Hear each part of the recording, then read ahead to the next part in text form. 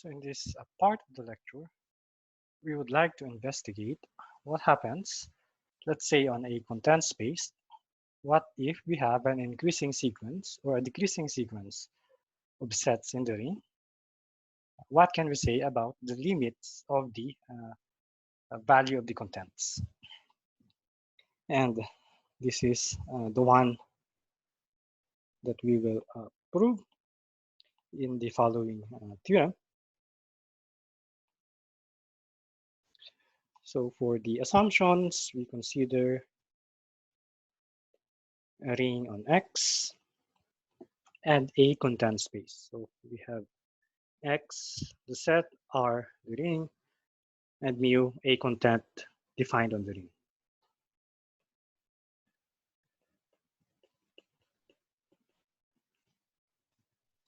Okay, the first part of this theorem states that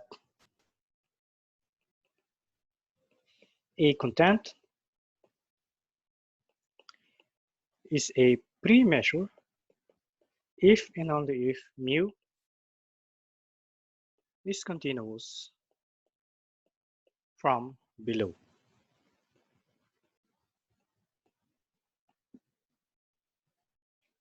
And what do we mean by this? This means that, let's say I have a sequence of elements in the ring that increases to A. Okay. Recall that by this notation, we mean that the sequence is increasing and the union is equal to A. Okay. So if I have this, then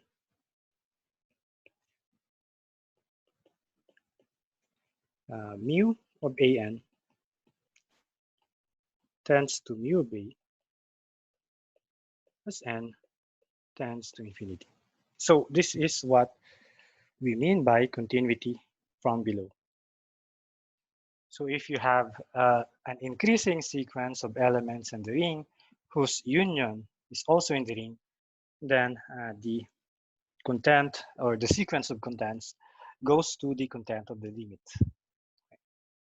So if you have a pre-measure, then you have continuity from below. And likewise, vice versa, a content that is continuous from below is also a pre-measure. So again, one can use this as an alternative definition of a pre-measure on a given ring. So let us look at the proof of this. So in this direction, let us suppose that we have a pre-measure. And the goal is to show that the content mu is, or the pre-measure mu is continuous from below. So let us repeat the assumptions. So suppose I have an increasing sequence of elements in the ring R whose limit is also in R. Okay, now to apply additivity or sigma additivity of the pre-measure, we would like to write the union, in this case A, as a pairwise disjoint union. So the construction is similar. So as before, we denote B1, the first set, A1, and for n greater than or equal to 2, we denote by Bn to be An minus the union of the previous sets. Since the sets are increasing, it is enough to subtract the previous set An minus 1. Then you could verify that indeed this B sub n's, okay, is a subcollection or belongs to the ring R due to the closure under set difference. is pairwise disjoint by construction since the sets A and are increasing. The union is also equal to A. And in fact, AN is also the union of the first n sets in the list B sub k.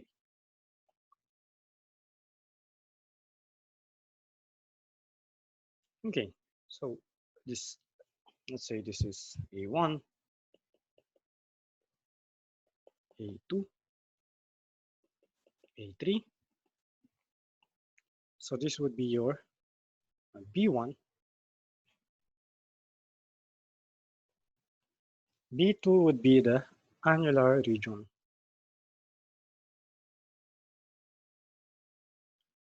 Determined by A2, and then subtracting A1. And then B3 would be A3, and then subtracting A2. So this would be this annular region here. Okay, so let's put that one. So this is B1, this is B2, and this is B3. So you see here that if you combine the B sub 3s, B1, B2 to B3, you get A3.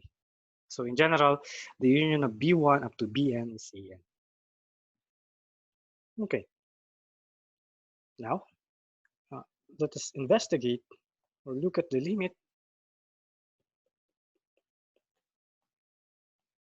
Okay. Take note that the A sub n is the pairwise disjoint union of the B sub case. So applying the additivity,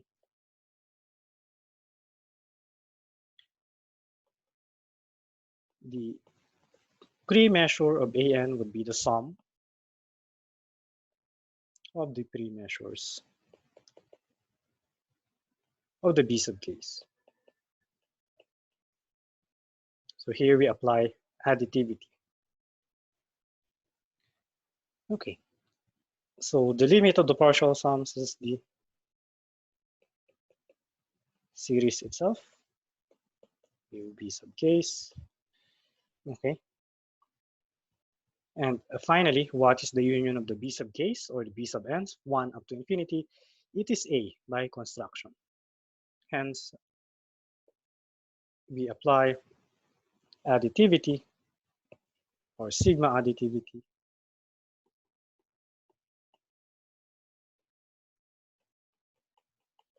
for mu. Since it is a pre-measure, then we end up with the following equation. Okay, so therefore, the limit of mu an as n goes to infinity is mu of A. And this proves continuity from below.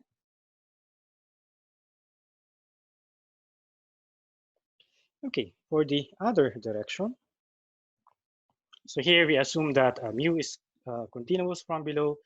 We want to show that it is a sigma additive.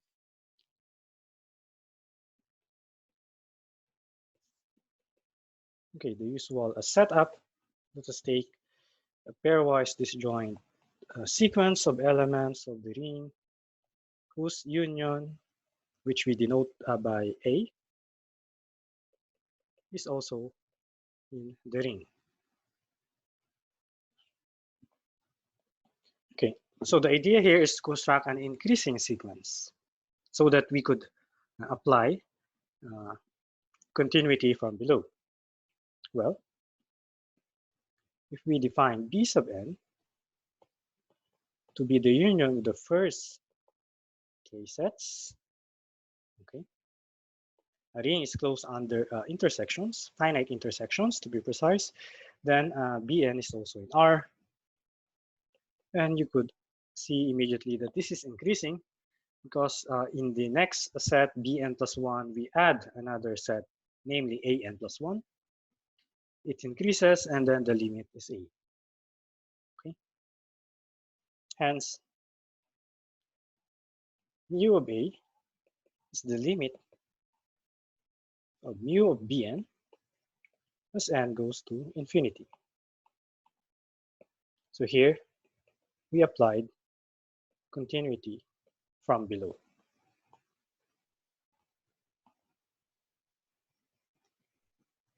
Okay, since the A sub k's are pairwise disjoint, and B sub n is the union of these finite sets A sub k, then the content of the union is the sum of the contents, k from 1 to n. Again, here we apply that mu, being a content, is additive. Again, the limit of the partial sums is the series, so we end up here.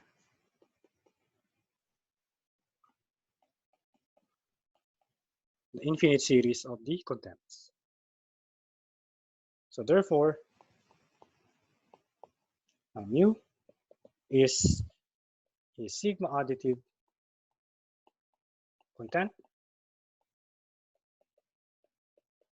hence a premeasure. Okay. So if you have a content that is continuous from below, then that is also a premeasure.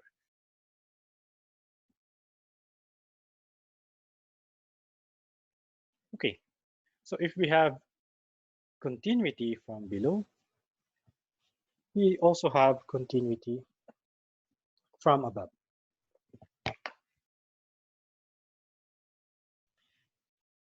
So what do we mean by continuity from above? So mu is continuous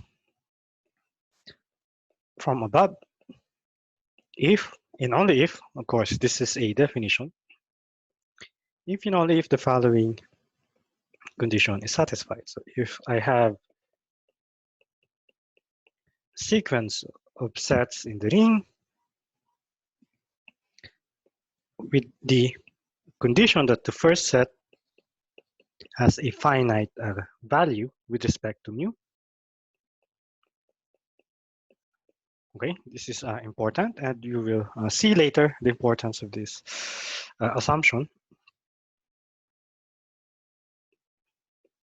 And an decreases to a, then mu of an also decreases to a, mu of a. Okay, so let us call this asterisk. So in particular, we say that mu is continuous at the empty set if, well, this condition holds for a equal to the empty set. So in other words, if you have a decreasing sequence of sets in the ring that converges to the empty set, and the value of A1 is finite, then you could also take the limit and you have the same conclusion. So in this case, mu of an would converge to 0, provided that mu of the empty set is 0. Okay, with these definitions, take note that this, in fact, are equivalent. In other words, you have continuity from above if and only if we have continuity at the empty set.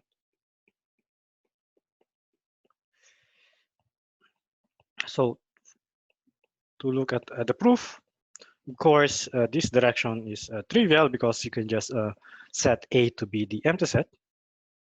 Okay. So for the reverse direction, so assuming that I have a decreasing sequence of elements in the ring where mu of A1 is finite, okay, and AN decreases to A. By the way, I would like to emphasize here that the assumption as before, so mu, we have here a content space, okay? R is a ring, X, okay? So this is the main assumption. So we are guaranteed that mu of the empty set is 0. Okay, going back to the setup, you have a decreasing sequence of elements of the ring. To apply continuity at the empty set, we would like to construct a decreasing sequence which tends to the empty set. Okay, well, what if we subtract the intersection? So subtracting the intersection, that is A, so AN minus A converges to the empty set from above, okay? And take note that the intersection is always a subset of the set A sub n for all n. And in this case, passing to the limit, mu of, let's say, an minus a, okay? We can do this. So the limit of, or the content of the set difference is the difference of the contents, okay?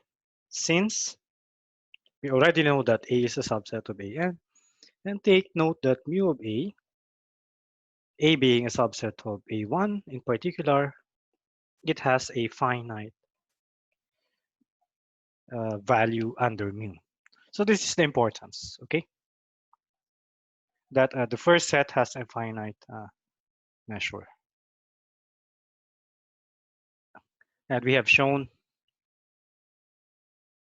in the previous lectures that in this case,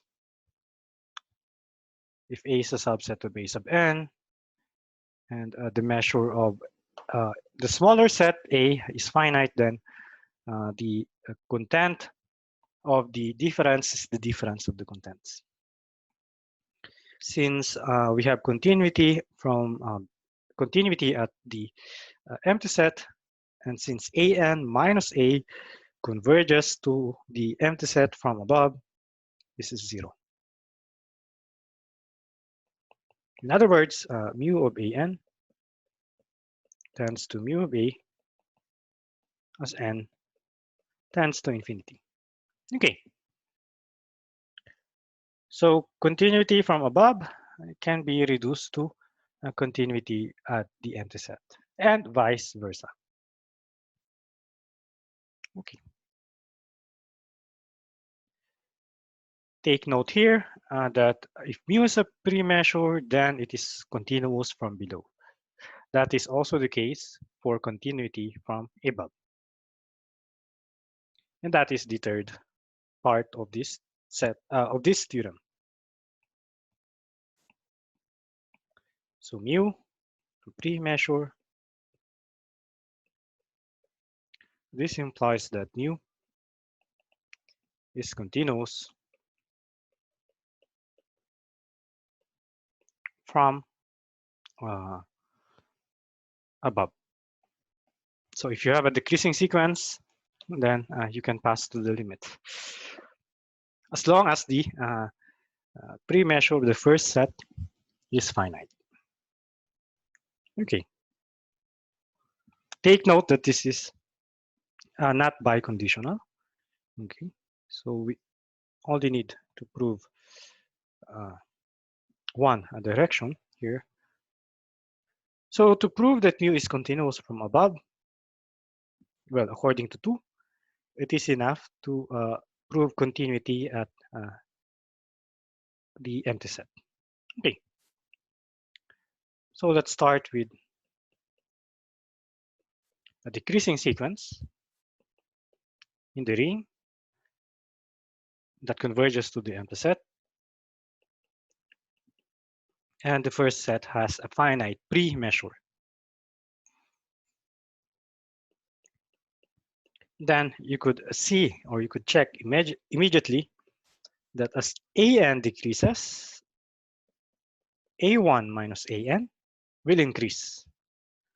Okay, here, because we are subtracting sets that are getting smaller and smaller, and since the limit is infinity, I should say the empty set, this difference increases to A1.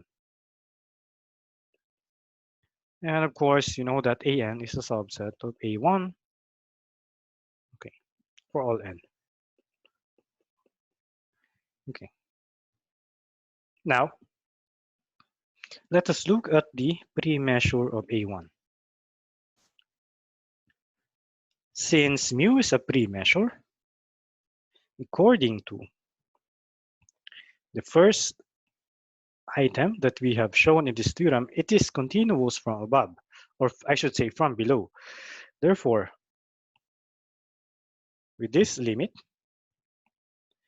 we can now say that mu of A1 is the limit as n goes to infinity of the pre-measure of A1 minus AN. Okay. Applying monotonicity of the pre-measure, so mu of A1 or mu of AN is less than or equal to mu of A1, and this is finite. Therefore, the pre-measure of difference is the difference of the pre-measures.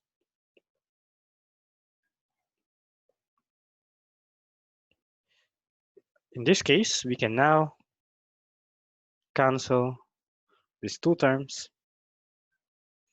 Take note that we can pull out, or we can pull in the limit, because the first term is independent on n. So this implies that, okay, after multiplying -1 both sides, okay, so we have this convergence as n goes to infinity. And then, so we now verify that mu is indeed continuous at infinity. Therefore, it is continuous from above according to the second statement. Okay.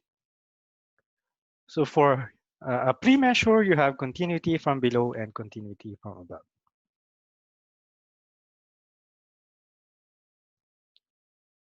Okay.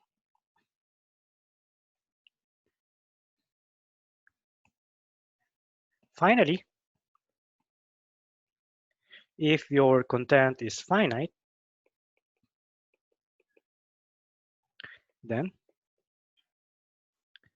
mu is a pre-measure if and only if mu is continuous at the empty set.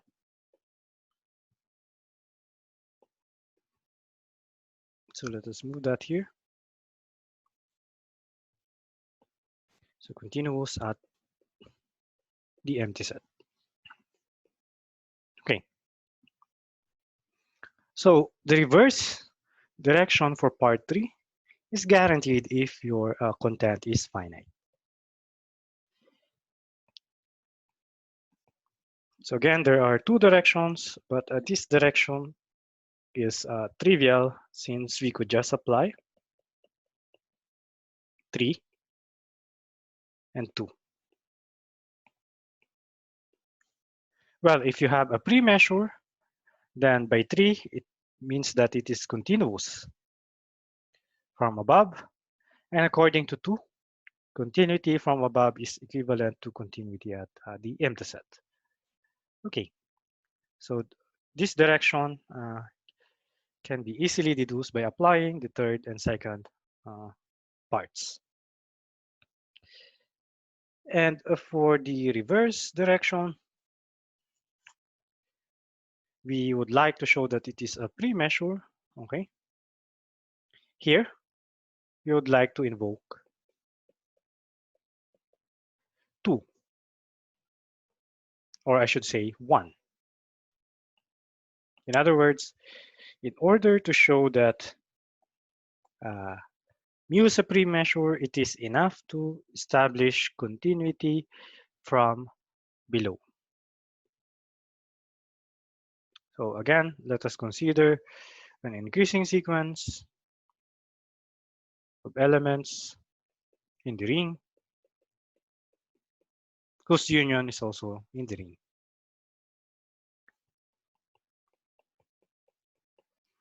Okay. Now, the information that we have is mu is continuous of the empty set. So we would like to construct a decreasing sequence. Okay. In fact, we could take the union and then subtract an. Since an increases to a minus an will decrease to the empty set. And by definition, an is a subset of the union. Okay. Also, now here's the part where we use the fact that the content is finite. This implies that the first set, which is a minus a1, okay, is finite. And similarly, mu of an is finite for all n. Okay. So continuity at the empty set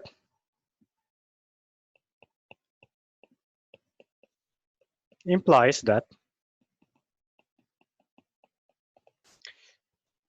okay, so the limit as n goes to infinity of the sequence, or mu of the sequence that tends to the empty set would be 0. Okay.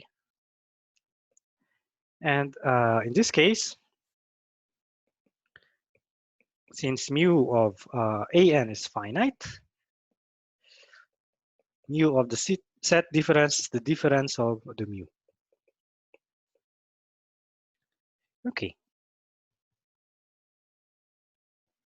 Rearranging the terms, we could see now that mu of an tends to mu of a as n tends to infinity. And therefore, mu is continuous from below, hence applying or invoking the first statement, it is a pre-measure.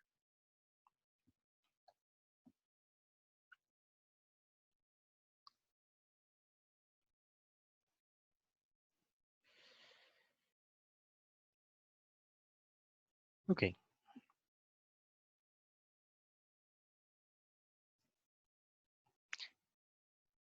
And that's the last item of the theorem, and this ends the lecture, and see you on the next one.